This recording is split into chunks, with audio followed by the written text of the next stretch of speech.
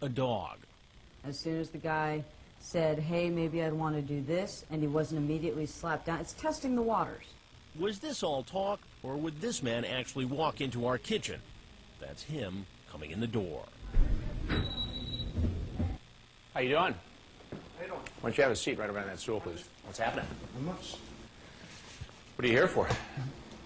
Just coming to talk to him. Coming to talk to who? That's it. Why are you so nervous?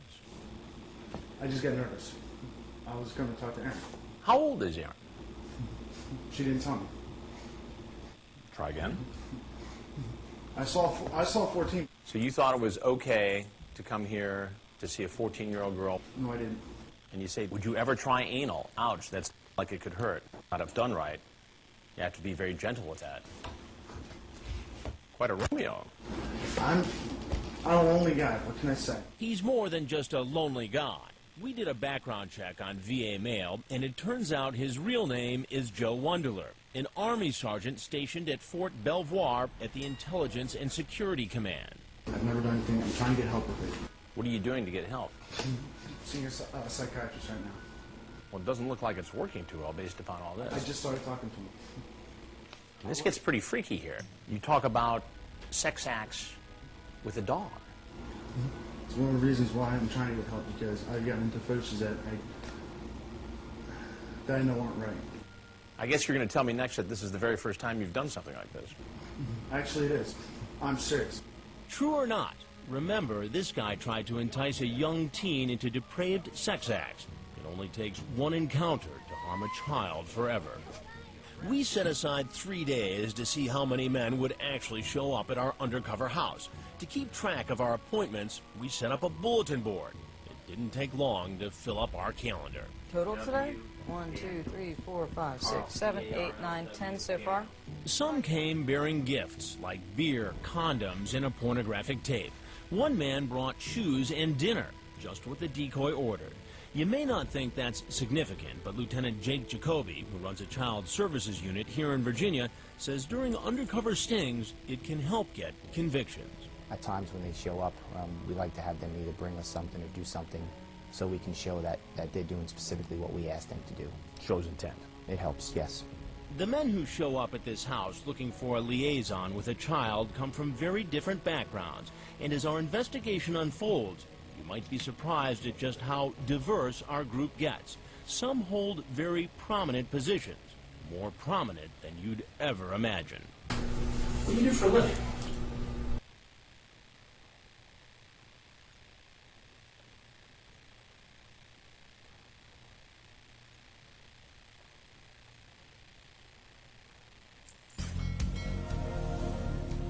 From stalking the chat rooms to knocking on the door, Dateline's hidden cameras have caught a string of men in the act, showing up for a date with a minor they thought was home alone.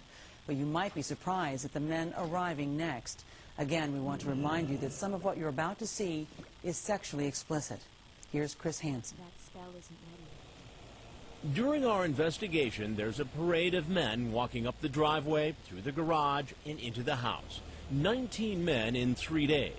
In almost every case, the man engaged in sexually explicit internet conversations with the person posing as a young teen. And as you'll hear later, most of them said they'd never done it before and would never actually have sex with a minor. Did you bring beer? No, I think we stopped to get some on the way. And perhaps more shocking than the number of men is who they are.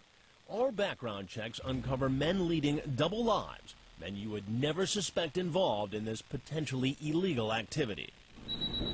This man letting himself into our house makes his living working with children. He's a special education teacher. Dell is now posing as a boy the man's expecting to meet. Just sit at the kitchen counter for a minute. Where are you? Oh, okay. I need to get my new shorts on. Okay. The teacher, Stephen Benoff, believes he's been chatting online about sex with a boy named Brandon who says he's 13. And how old do you think the teacher is? He's 54 and married. When I confront him, at first he says he thought Brandon was an adult. Well, you said he was 23. What's the problem? I have the transcript. That's what the problem is. Brandon said he was 13. 13? 13. And the teacher knows this because Brandon told him online he was 13. You will talk about oral sex, anal sex and all the different things that you'd like to do with him. What are you doing here? Why don't we come see him? Come see him for what? I wanted to meet him. While online, our 13-year-old decoy asked the teacher to bring condoms. Did he? Mm-hmm. You did. You have them in your pocket. Mm-hmm. What does that say about your intent? Well, I always have him with me, but What is a 54-year-old man doing coming to this home to see a 13-year-old boy? I obviously made a big mistake. And he wasn't the only one, not by a long shot. Surprisingly, there were many men with impressive resumes, men you would consider trustworthy. You'll never guess what this man, screen name GBABBNSP, does for a living. Come on in, I just spilled Diet Coke all over my shorts. He's an emergency room doctor. Dr. Jeffrey Beck, a 50-year-old, is here to meet a boy he thinks is 14. I'll be right back down, man. All right. Watch how he tries to follow our decoy upstairs. When I confront the doctor, he says he had no intention of having sex with the boy. He only came here because he felt badly for the teen who was left home alone. He was so anxious to have some company when he was left by himself for 4 days, but under the circumstances it sounded neglectful. So you're the Good Samaritan. That's correct. During his online chat, the doctor was not as sexually explicit as many of the others who showed up. In fact, after we read to you part of the chat, you'll see he seemed to choose his words carefully. I'd like very much to be your friend. I don't think I even want to have sex with you until you're old enough for both of us not to get in trouble over it. Lots more to friendship than sex for sure. I would not tell. I'd done it before. Once we know each other well, whatever happens, happens, but I won't meet you for sex. But he does suggest getting physical.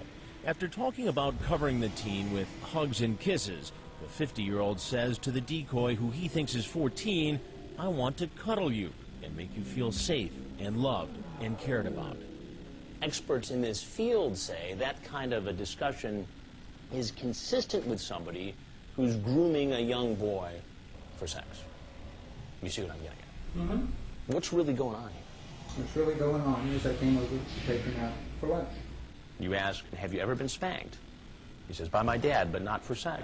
Mm-hmm. You say, could it be fun for sex? He says, I can try. You say, want to spank a dad? Now you see how that looks. Yeah, it looks pretty bad. The doctor maintains he would never do anything illegal, but acknowledges a meeting like this could appear inappropriate.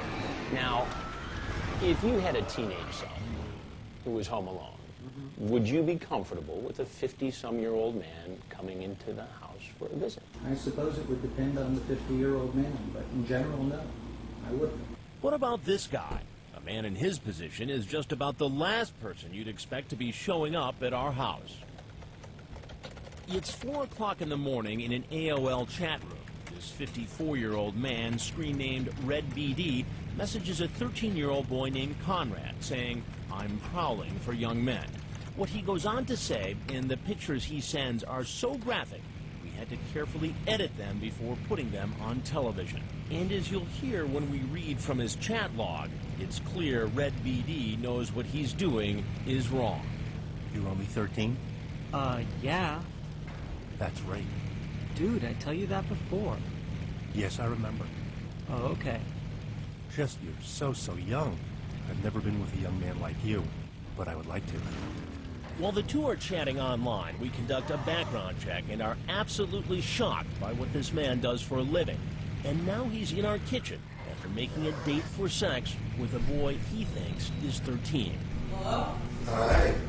Hey, hold on a second, I gotta change my shirt, yeah? Okay. I gotta ask, you still gonna be up for tonight? We'll see. So how can I help you? What are you doing? Not something good. This isn't good. Not good. That's kind of an understatement, isn't it? What do you do for a living? Rabbi.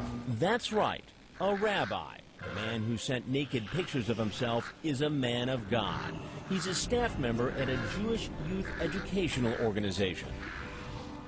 Now, presumably, you counsel families and children in your position as a rabbi.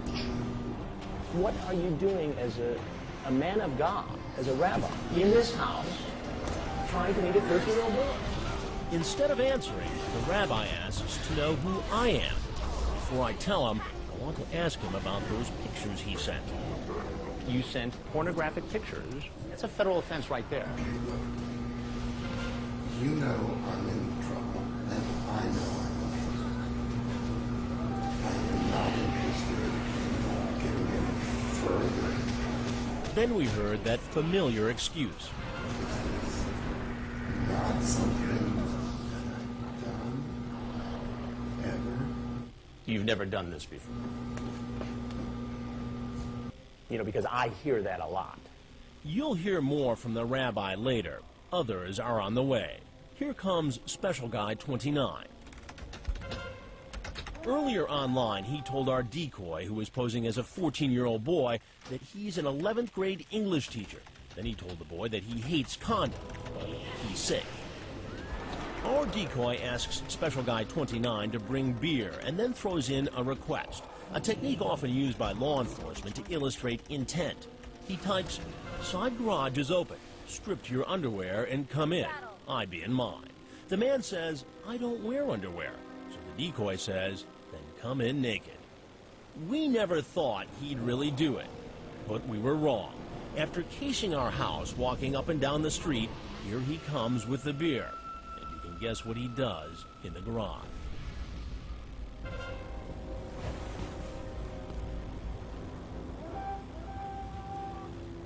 Could you explain yourself? I'm sorry. Won't you go ahead and cover up? Certainly.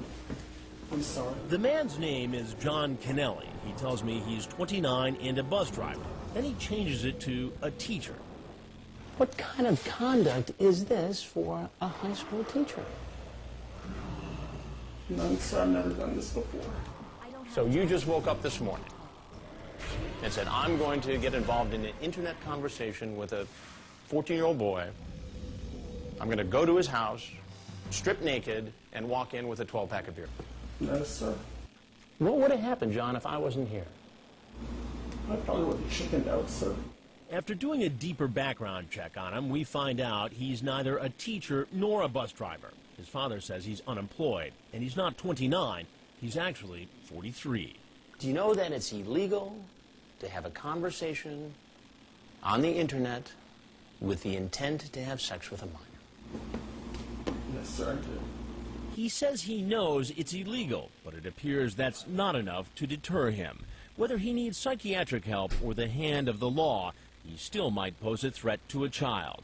Stick around and wait till you see what he does next. This is the identical screen name. Screen name online. This morning he changed nothing. Like the men you've met so far, you're about to see others who are quick to come up with a story when confronted by an adult. But what will they say when they find out they're going to appear on national television? No, come on, guys.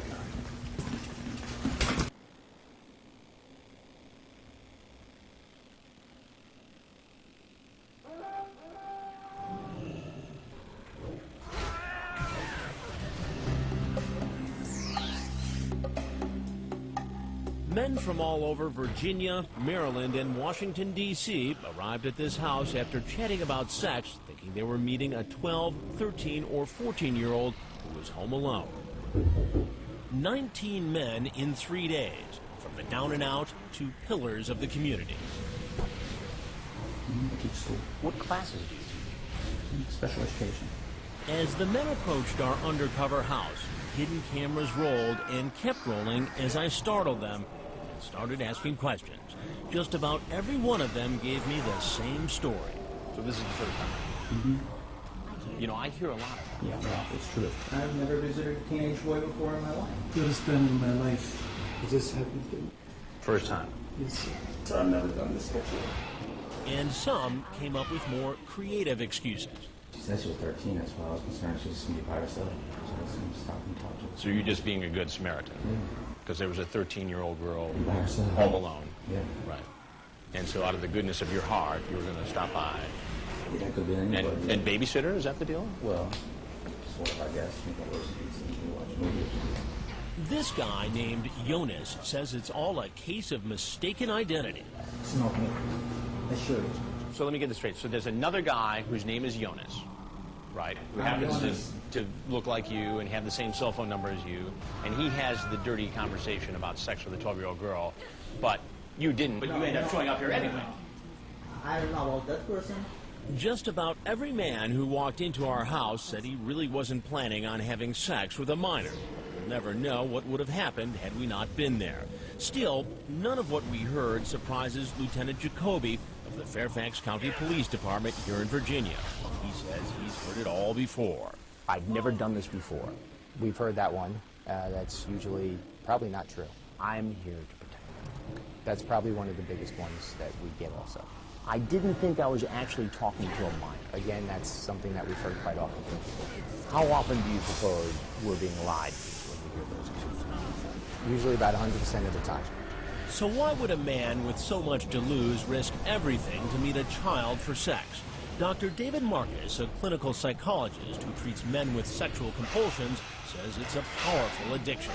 They don't know what's driving them. All they know is they're being driven and they can't stop.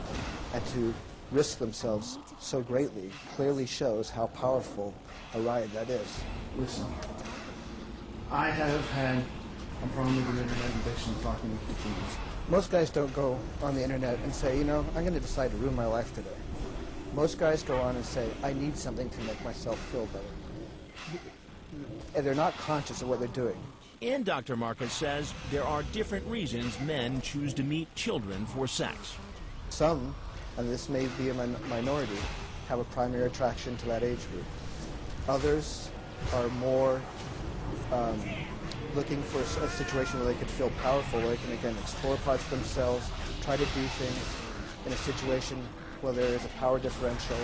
Whatever power they thought they had, it's lost as soon as they see me.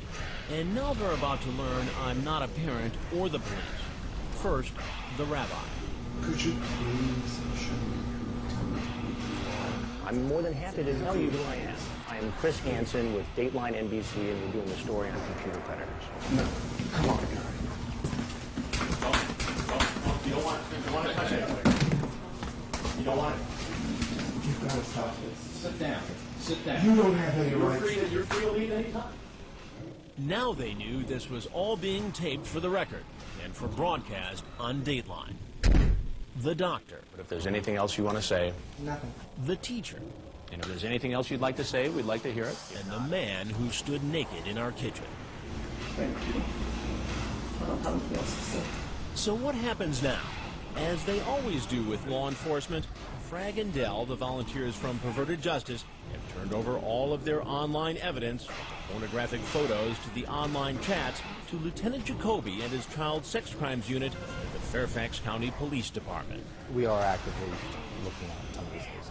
Lieutenant Jacoby says it'll be a while before we know if criminal charges will be pursued.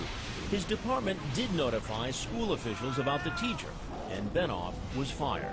Since some of the men were in the Army and Navy, Dell contacted the military, and Dateline was told that those men are under investigation. Perverted Justice intends to put the men's pictures and entire chat logs, including their phone numbers, on pervertedjustice.com. We let the citizens, we have over 20,000 members now in our forums, do their work, which whatever they want to do, a lot of them will contact whoever's associated with that person. Usually that means the man's employer, relatives, and neighbors. Members will direct them to the chat logs and other evidence on Perverted Justice's website, hoping to keep men like these from harming children. You might think being caught on tape would be enough to deter these men from ever entering a chat room again. Maybe not. Wait till you see what Special Guy 29 is up to next. How can we be certain that this guy in this chat room is the same guy who walked into this house last night naked? Coming up, how big a threat internet predators really are. And later, how you can keep your kids safe. Do you ever think to yourself, I can't believe how many of these people are out there? It's overwhelming at times.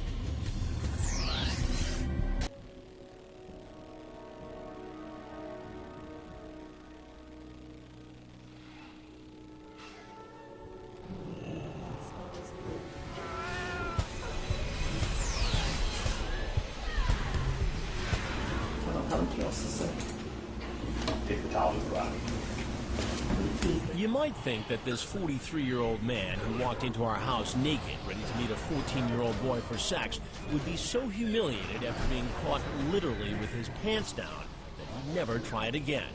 Yet we find him right back online, in a chat room, the very next day. How can we be certain that this guy in this chat room is the same guy who walked into this house last night naked? It's the same screen name. Same identical screen name he got busted on. Special Guy 29.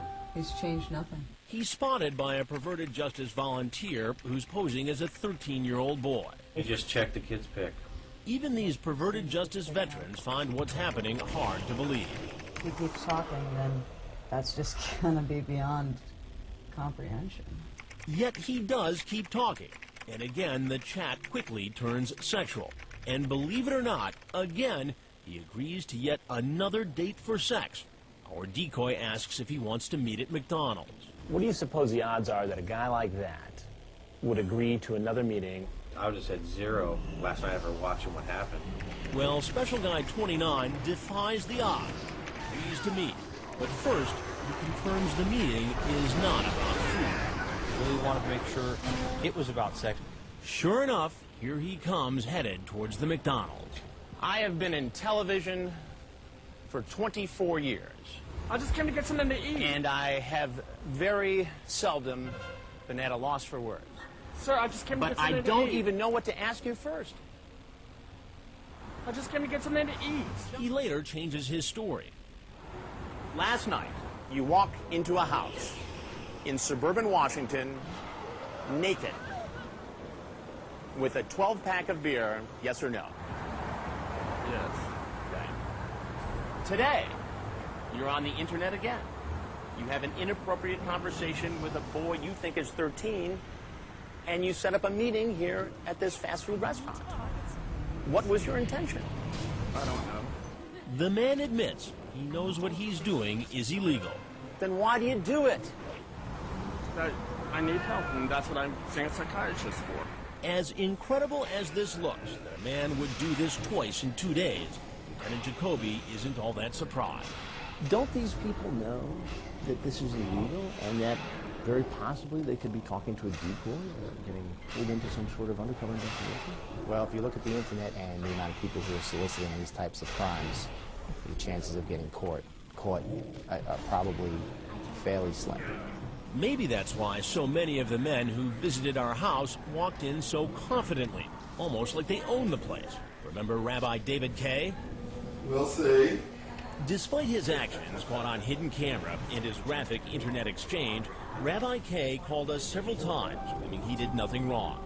However, earlier this week, he resigned his staff position, informing his employer he was going to be featured in this Dateline story. He also had no comment about this picture Dateline found while investigating the rabbi's background.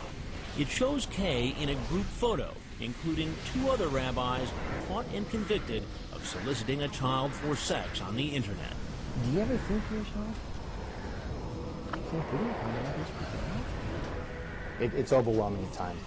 In the end, most experts agree it's really up to parents to keep children safe from online predators. If you could give parents one single piece of advice, what would it be?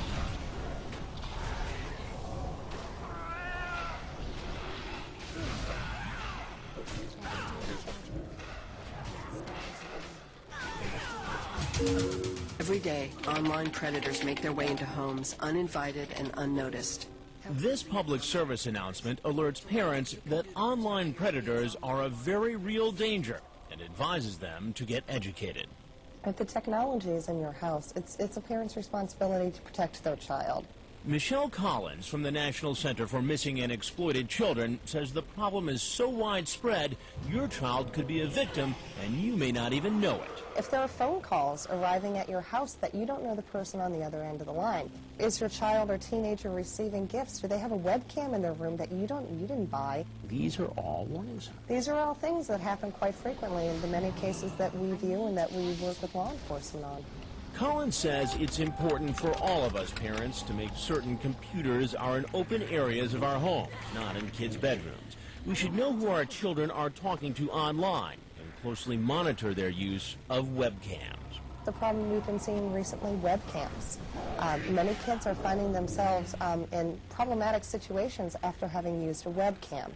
A combination of too much privacy, too much technology, at a sexually curious age can really spell a disaster. Child safety experts agree it's important for parents to take advantage of parental controls offered by internet providers and use one of the many protective software programs currently available. And Collins has one other piece of advice. One single most important, most basic piece of advice to give parents is to keep the communication lines open with your kids. If something happens online, it's more important that an adult find out about it than the child try to handle it on their own, because those cases don't always end well.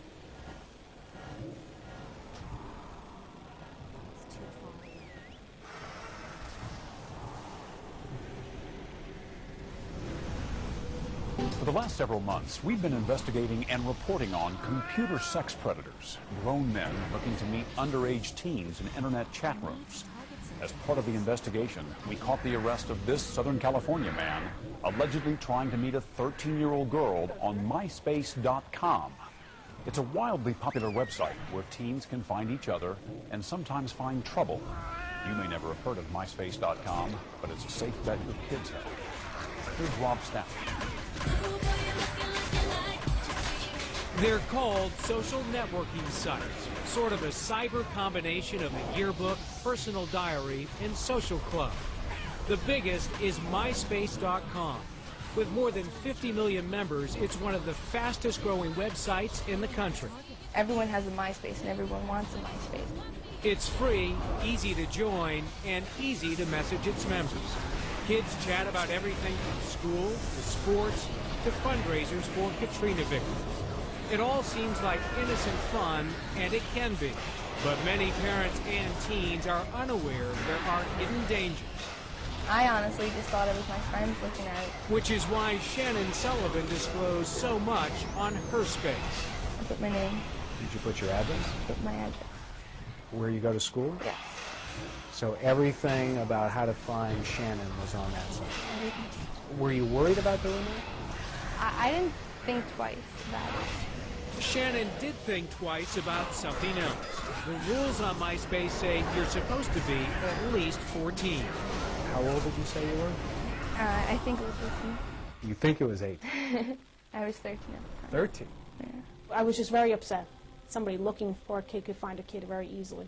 I get a report emailed to me every day that tells me what website she visited. Shannon's mother, Margaret, happens to run the computer system at a private grammar school. She has parental controls on her home computer, and several months ago, MySpace popped up. Ever heard of it? No. She was stunned by what Shannon revealed and found the sites of other kids far more revealing. I found all kinds of pictures of kids in revealing positions, pictures of kids scantily dressed. It's a cyber secret teenagers keep from tech-challenged parents, not as savvy as Margaret. A world where the kids next door can play any role they want, but may not realize everyone with internet access, including sexual predators, can see the pictures and personal information they post. When Dateline surfed MySpace, we found scenes of binge drinking, apparent drug use, teens posing in underwear, and other members simulating sex, and in some cases, even having it.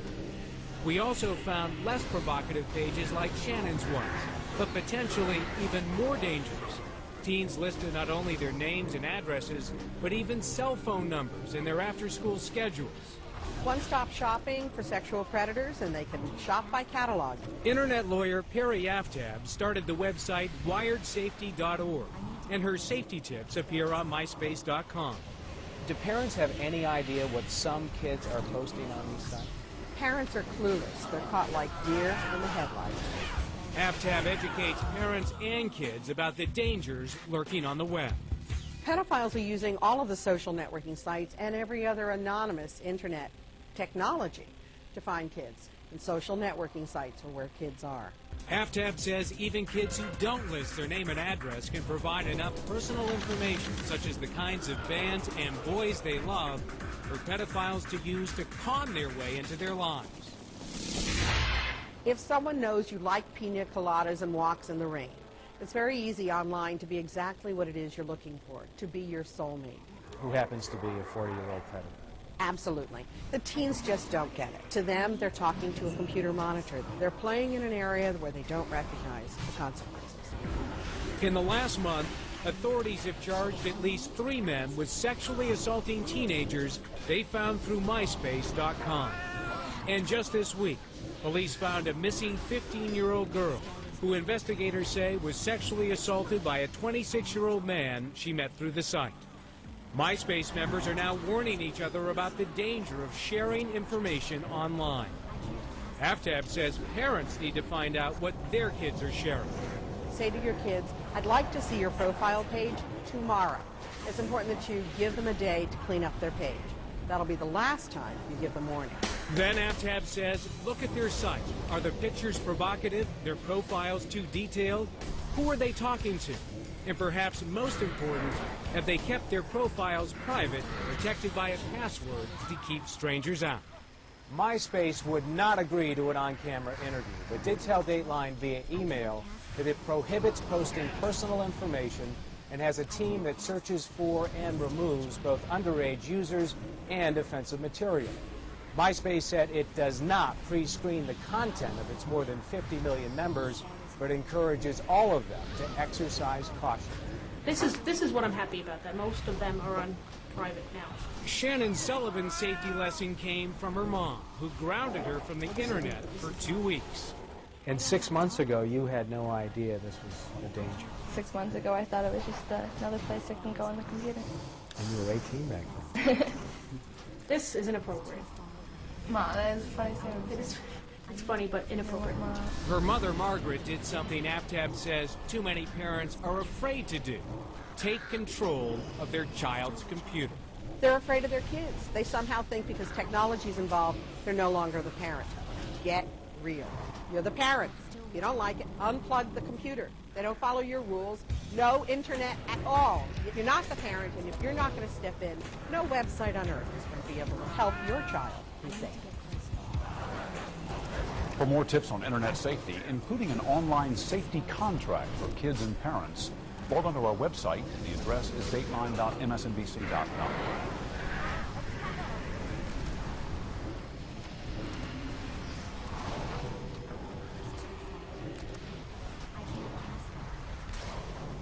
You came all the way here. I came up, you know what happened? You're going to drop off a note, and then you go You know what down. happened?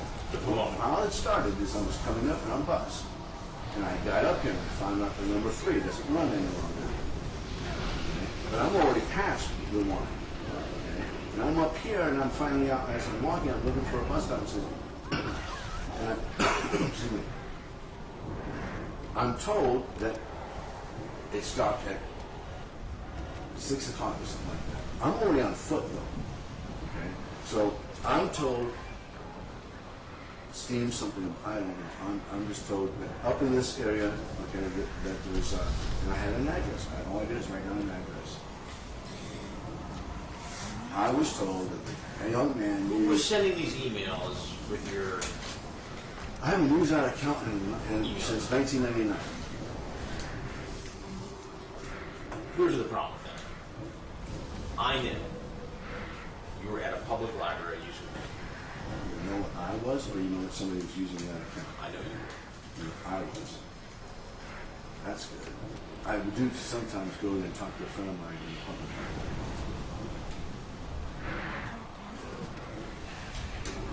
You know that Jane... Can I taste your nuts? And That's will not you my style. blank me? That's what porn is. That's lots of not my art is style. sex. How can I promote someone I never had lots of hot sex? I can figure that maybe a couple of people might want to try to get me in trouble. I don't know.